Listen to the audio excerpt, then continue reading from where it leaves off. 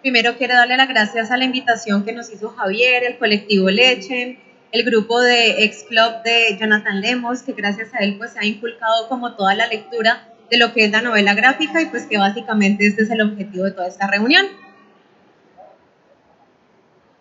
Bueno, quiero comenzar hablando acerca del cómic y la representación que ha tenido la mujer en el cómic. Realmente tendríamos muchas maneras de abarcar este tema, quizás desde la interpretación de las escritoras, de las guionistas, de las ilustradoras, de las entintadoras, pero sería un tema muy amplio de abarcar. Así que hoy me voy a dedicar netamente a hablar de cuál ha sido el rol de la mujer netamente en el cómic y cómo ha ido avanzando a lo largo de la historia. Erróneamente se ha pensado que los cómics son netamente un mundo masculino, dominado por héroes masculinos y dirigido a público masculino. Eso ha ido evolucionando a lo largo de la historia y los editores han tenido que irse adaptando a las solicitudes de las poblaciones y de las masas acerca de una participación más marcada de la mujer en el cómic. No siempre la mujer ha sido representada de manera adecuada en el cómic. Han ocurrido algunos contratiempos, pero de todas maneras esto nos ha llevado al mejor punto de la mujer en el cómic. Es importante y a grandes rasgos que tengamos presentes estas tres etapas en la historia del feminismo, porque esto tiene una involucración directa en la representación de la mujer en la novela gráfica. La primera ola se da a principios del siglo XX, la mujer de clase alta luchando por el derecho al voto, por tener unos derechos similares a los de los hombres, seguido de una segunda ola que se da en los 60 y los 70, donde las mujeres de clase media, la mayor población de mujeres, también exige un reconocimiento, exigen tener un mismo trato junto con los hombres.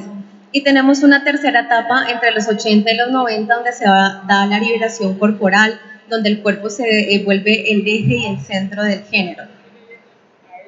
El surgimiento de los cómics, digamos que aproximadamente se da en 1938, o quizás mucho antes, con el inicio de la Segunda Guerra Mundial, en donde pues se buscaba representar algún personaje que se tuviera que enfrentar contra los villanos de esa época. Podían ser los alemanes, los japoneses, y sabemos, como nos hablaba en su momento Carlos, que el primer expositor fue, el primer exponente, perdón, fue Superman.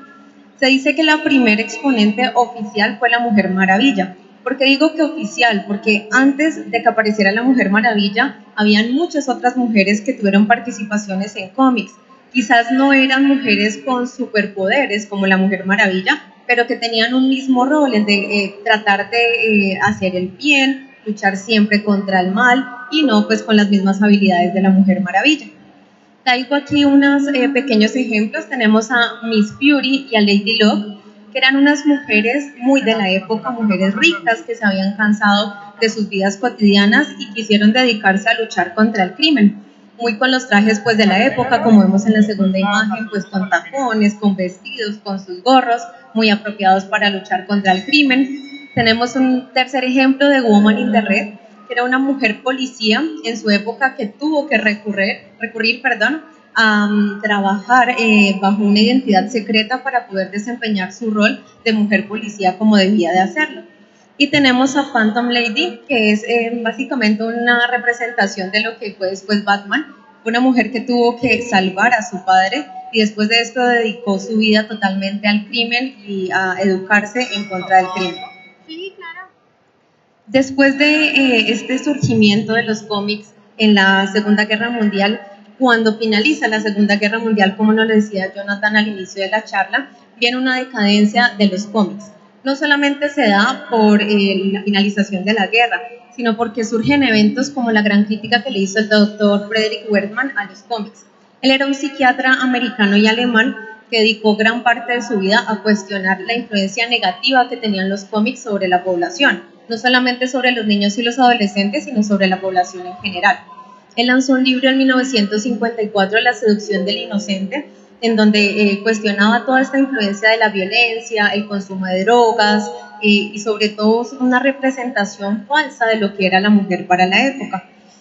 Traigo aquí a colación una citación pues, textual de lo que decía el doctor acerca del personaje de la Mujer Maravilla, que era la que tenía mayor visibilidad en esa época.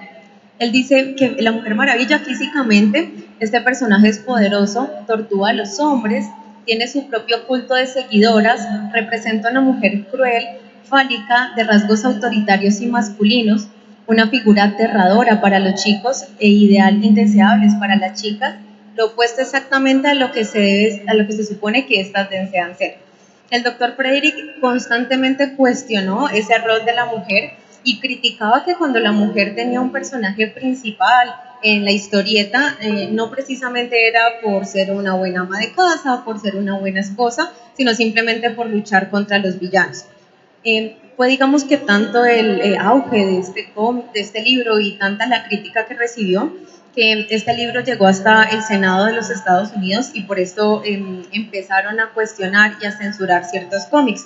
De aquí nació pues el Comic Code Authority, que es una autocensura que se realizaron con los cómics, donde tenían que primero pasar por una revisión de ciertas personas y ellos autorizaban o no la publicación de los cómics si cumplían con las normas, y en el caso de la mujer, si la representación de la mujer era políticamente correcta para la época. Después de todo esto que pasó, muchos de los personajes femeninos fueron borrados de las historias de los cómics, y los que alcanzaron a sobrevivir sufrieron un cambio importante. Este cambio hizo que se renovaran los personajes, que fueran unas mujeres más débiles, más sumisas, que fueran acorde a lo que se estaba viviendo en la época y que fueran aceptadas. Algo así pasó con estas dos personajes, con Batwoman. En 1956 este personaje se creó para aclarar las dudas de el homosexualismo que tenía probablemente Batman con Robin, y este personaje básicamente luchaba junto con Batman en las batallas, pero siempre en un papel sumiso, siempre era cuestionada por Batman, algo de estorbo le hacía al personaje, y decía que realmente era muy peligroso para Batman luchar con una mujer a su lado, y finalmente el personaje pues terminó para esa época muriendo. Lo mismo ocurre con Supergirl, con Kara Zor-El. Ella básicamente tiene los mismos poderes de Superman, quizás en una magnitud un poco más baja, pero tiene las mismas habilidades de Superman. Pero al ser la prima menor de Superman, pues tenía que someterse a todas las imposiciones que éste le hacía. Para esa época, Marvel comenzaba a sacar varios tomos de sus personajes masculinos. Sacaban tomos de Thor, Iron Man, Spider-Man, y las participaciones de las mujeres solamente se veían representadas en los grandes grupos. Muchos de estos grupos pues ya los han nombrado los demás compañeros, como Enrique. Entonces quiero traer a colación estos tres ejemplos donde nos muestran realmente lo que estaba pasando con la mujer en esa época. Si ustedes se dan cuenta, tenemos a los Cuatro Fantásticos, los Vengadores y a los X-Men. Los Cuatro Fantásticos, de los cuatro personajes, solamente uno era una mujer, era Susan Storm. Y de los cuatro personajes, la habilidad o el poder de ella era quizás el menos importante o el menos representativo para ese momento. Teníamos al Dr. Richards con la posibilidad de estirarse, a la antorcha humana, podía volar, podía botar fuego, teníamos a la Mole y teníamos a Susan, que se volvía invisible. Básicamente ese era su poder hasta ese momento.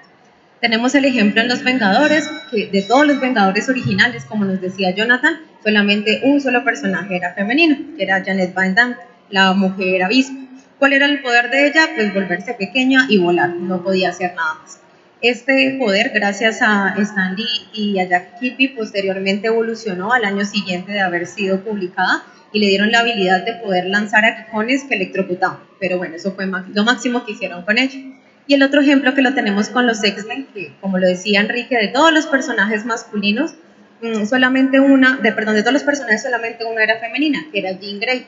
A sus inicios, pues solamente el personaje ahí deseado sexualmente por sus compañeros, la novia de Scott, pero nada más. Y aunque era mucho más poderosa que sus otras colegas porque tenía el poder de la telepatía y de la telequinesis, cuando utilizaba sus poderes le daba dolor de cabeza y se desmayaba. Entonces, si se dan cuenta, la representación de la mujer a los inicios fue muy baja, y lo poquito que nos daban la oportunidad de aparecer eran con unos poderes ahí más o menos débiles y que no funcionaban del todo bien. Otra cosa que tienen en común, al menos Susan y Janet, es que la mejoría de sus poderes la obtuvieron de parte de sus parejas. Junto con Susan y con Janet, digamos que el esposo de Susan fue la persona encargada de brindarle la habilidad de que ella tuviera un escudo protector. Y para Janet le dieron la posibilidad también de electrocutar, y eso lo hizo solamente su esposo. Entonces las evoluciones de los poderes solamente surgían a raíz de sus parejas.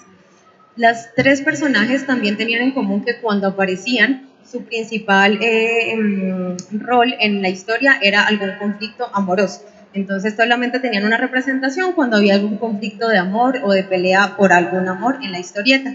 Y aunque todas eran superheroínas, siempre eran ellas las que terminaban siendo secuestradas, siempre terminaban siendo atacadas por el villano y no podían defenderse hasta que llegaran sus demás compañeros. Tenemos la segunda etapa, recordemos la segunda etapa que ocurrió entre los 60 y los 80, ya una liberación más grande de las masas, las mujeres de clase media deseando un estado igual con los hombres, y aquí es cuando hay una mejor representación de la mujer en los cómics. Entonces, en Avengers tenemos la participación de Wanda Maximoff en el 65, que pasó de ser una villana a ser una superheroína. Para ese momento solamente era una mujer gitana y mutante. Tenemos también la más importante participación, que es con la Viuda Negra. La Viuda Negra fue la primera mujer que solamente hasta 1970 tuvo toda su serie protagonizada únicamente por una mujer.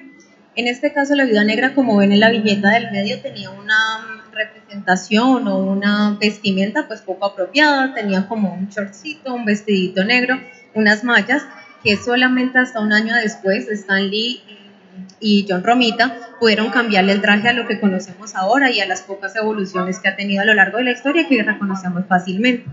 ¿Qué hay que resaltar con la Viuda Negra?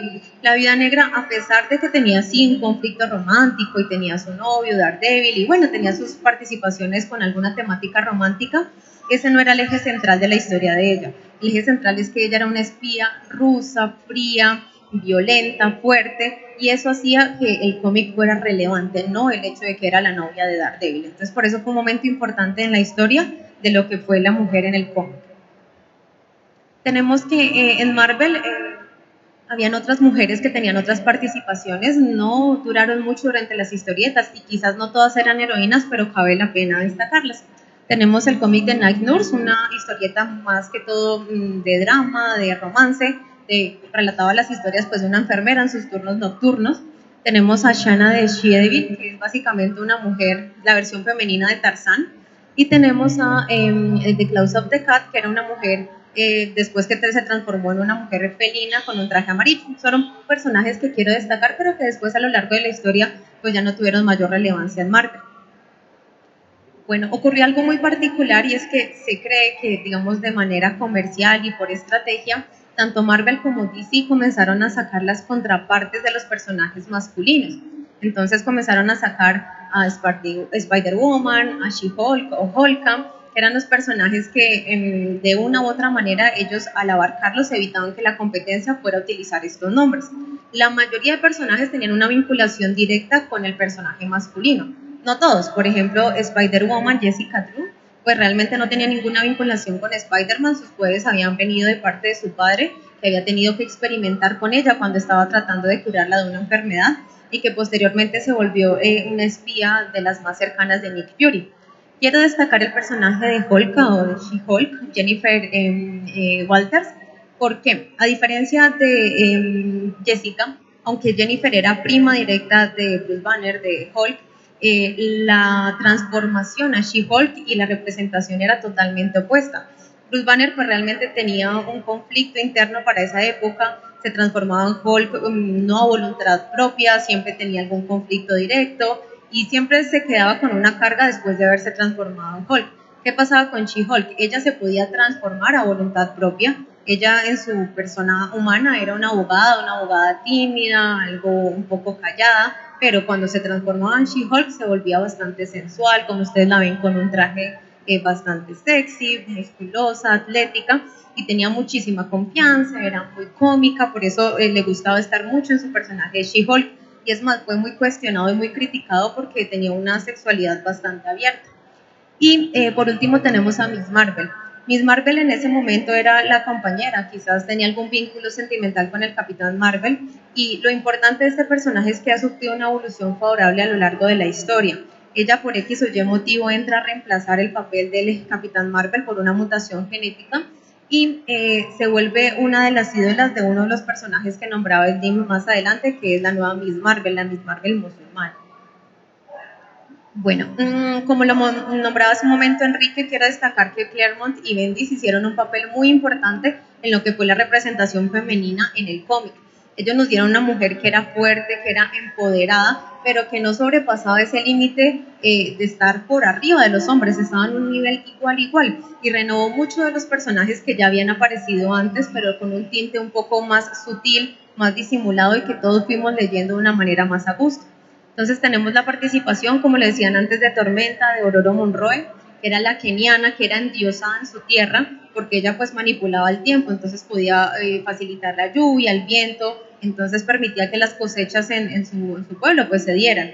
Ella fue rescatada por el profesor Charles y fue la primera mujer y la primera mujer negra en liderar un grupo grande de los personajes de Marvel. Lo que nos comentaba Enrique hace un momento, tenemos a Jean Grey en Phoenix, que después de verla, como se las decía y se las nombraba al inicio, que utilizaba sus poderes y se desmayaba y le daba dolores de cabeza, ahora era una mujer fuerte que había sido capaz de absorber la fuerza cósmica del Fénix. Les traigo aquí una citación y una traducción textual de la viñeta que dice: escúchenme, X-Men, ya no soy la mujer que conocen, soy el fuego, soy la vida encarnada, ahora y para siempre soy Fénix. Es una diferencia bastante grande de la primer Jean Grey que vimos a este nuevo vitalidad que le otorgó Claremont.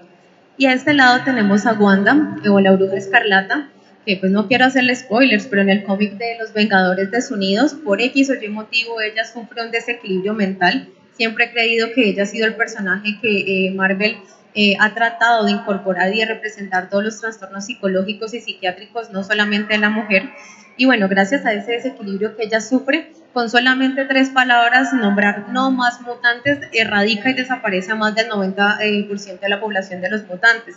Entonces quiero que entiendan cuál es la magnitud de todas estas mujeres y la evolución y el poder que se les dio para esa época.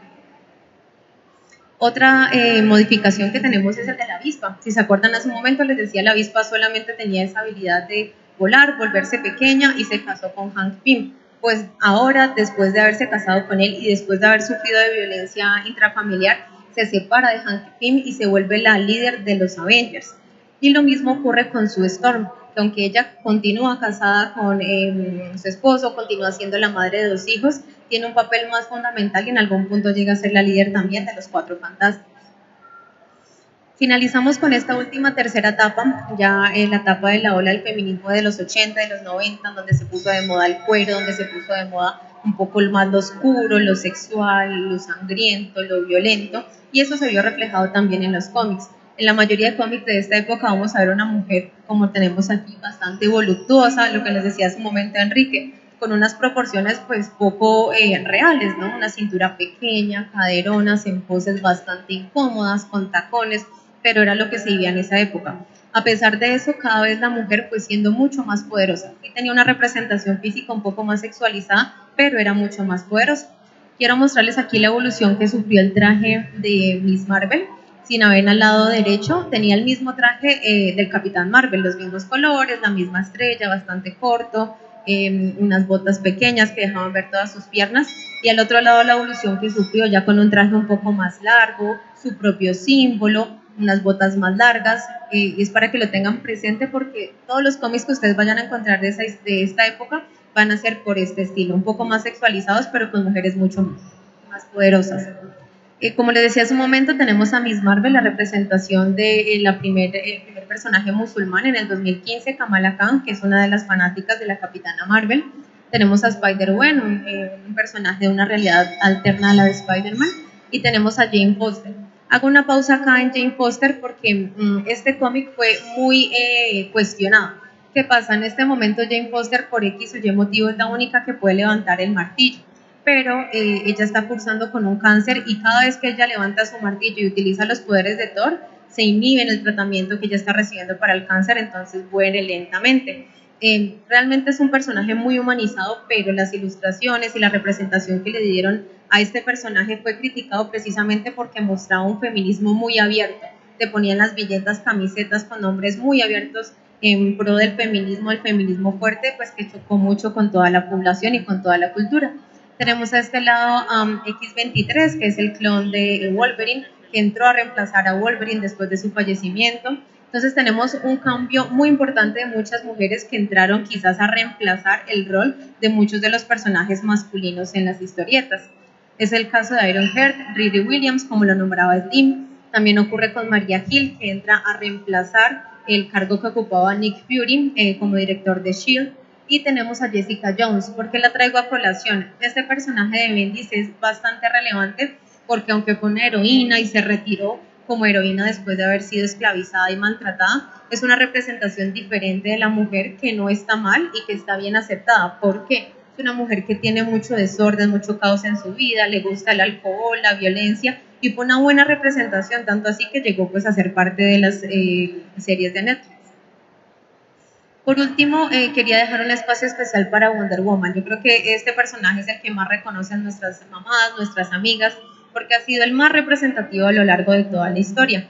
Wonder Woman es tan bella como Afrodita, tan sabia como Atenea, tan fuerte como Heracles y tan rápida como Hermes. Es Diana de Temisira y apareció en All Star Comics en el 41. William Marston fue su creador y pues la creación o la aparición de este personaje tiene un trasfondo muy importante. Él fue criado por una madre bastante feminista que inculcó muchos de estos valores en él y terminó casándose con dos mujeres, con Elizabeth Holloway y con Olive Byrne, quienes son las encargadas de inspirar a la creación de lo que es la Mujer Maravilla. Realmente Williams era un psicólogo, un escritor y un abogado que combinó todas sus carreras, todas sus habilidades, más todo lo que encontró en la representación de su madre y de sus dos esposas, porque tenían una relación poligámica pues bien aceptada por todos, para crear lo que es la Mujer Maravilla. Toda la representación de la Mujer Maravilla está basada en eso. El lazo de la justicia, los brazaletes simbolizando como la ruptura de esa opresión que se estaba viviendo en esa época, como lo nombraba Tim hace un momento. Y textualmente Williams refería o creó este personaje como una propaganda psicológica para el nuevo tipo de mujer que debería, en mi opinión, dominar del mundo. La Mujer Maravilla pues vive en Temisira o en la isla Paraíso. Esta es una isla utópica en donde solamente viven las mujeres, son mujeres amazónicas grandes, atléticas, fuertes, que siempre luchan en razón de la paz y de la bondad. No hay ningún hombre en esta isla y todas las mujeres han sido rescatadas después de sufrir cierto episodio de violencia por su reina. Cabe destacar que pues esto siempre fue muy cuestionado, ¿sí? Porque tiene una connotación bastante femenina y pues por toda lo utópica que es esta isla. Pero no todo es malo. Quiero destacar esta frase que dicen: en Temisira tenemos un dicho: no mates si puedes herir, no hieras si puedes someter, no sometas si puedes apaciguar y no alces en ningún caso tu mano si antes no la has extendido. No quiero pues despedirme ni finalizar esta charla sin hacerles una invitación a todas ustedes, a las mujeres y a los hombres, para que hablen con sus esposas, con sus hijas, con sus hermanas, con sus mamás, invitándolas a que se hagan el autoexamen de seno. El 19 de octubre se conmemoró el Día Nacional del Cáncer de Seno, y si la Mujer Maravilla, She-Hulk, Tormenta y Gatúbela pueden hacerse el autoexamen de seno una vez al mes, porque ustedes no. Muchas gracias.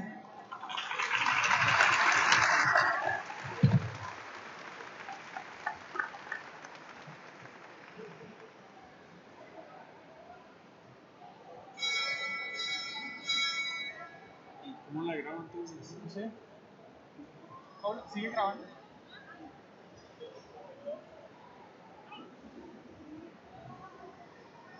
Luego tú lo editas.